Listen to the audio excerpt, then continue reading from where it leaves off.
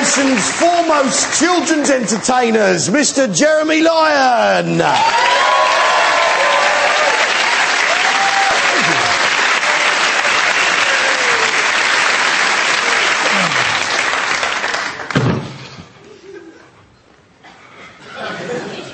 Good evening. My name is Jeremy Lyon, children's entertainer.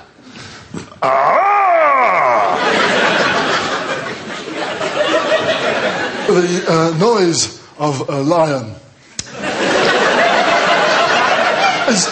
is an absolute tremendous treat for me. Tremendous treat for me to be here. Christ. Sorry about that. It's a tremendous treat for me to be here this evening. For those of you who don't know, hello, I am a professional children's entertainer with over 15 years of experience in my belt. I sat down recently with my first wife, Pat, to work out how many children over the years I have pleasured with my act. An average of, let's say, 15 shows a week over the course of 5 years, let's say approximately 15 children per show. That is roughly 1,000 children. It is an approximate figure. It doesn't take into account weeks when I haven't done 5. Sometimes there aren't as many as 15 children in this. Sometimes the children leave before the end. That I'm sure won't happen this evening because I have a very special treat for all the boys in... Oh, Christ. For all the boys...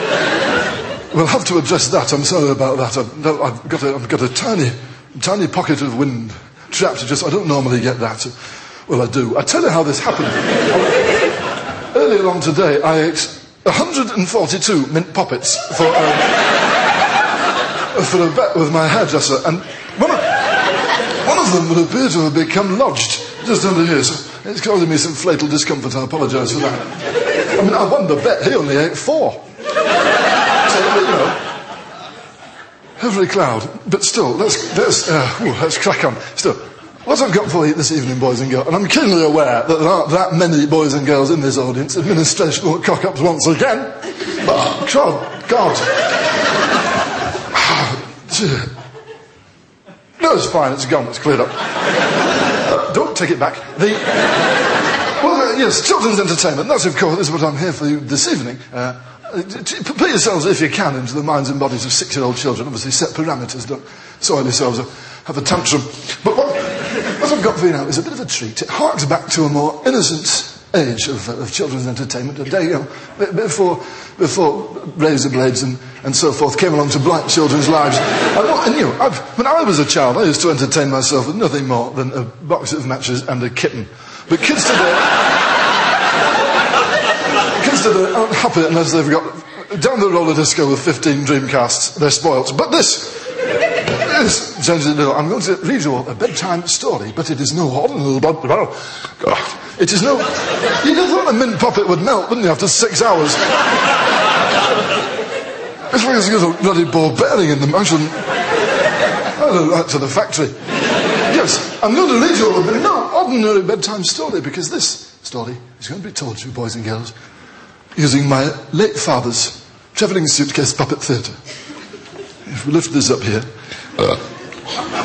you are right to be impressed. It's good. We put a little backdrop there, and we hang the little curtains up here, and then we have, upon this wooden stage, the marionette puppets dance as they enact the story. Sadly, I've had to sell the puppets. So we shall improvise as I tell you all the story of Goldilocks and the 3 bears. Now, once upon a time, there was a beautiful young girl called Goldilocks.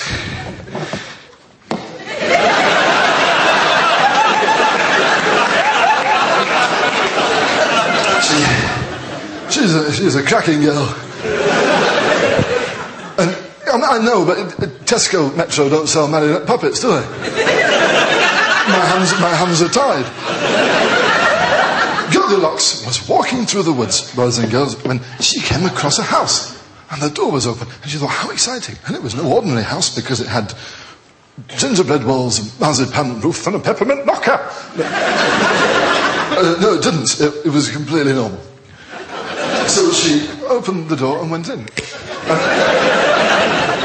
On the table, there were 3 bowls of porridge. So she tried the first bowl,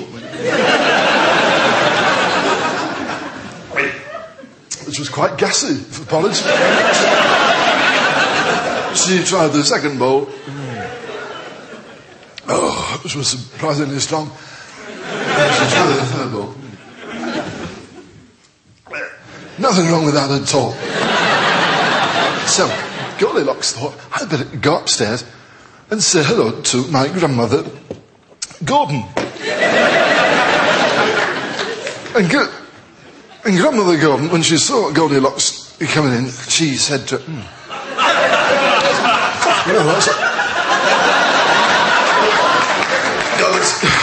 that's a hard one, it's warm. No, she didn't say that. She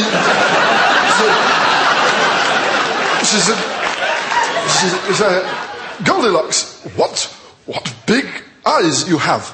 And Goldilocks said, yeah, whatever.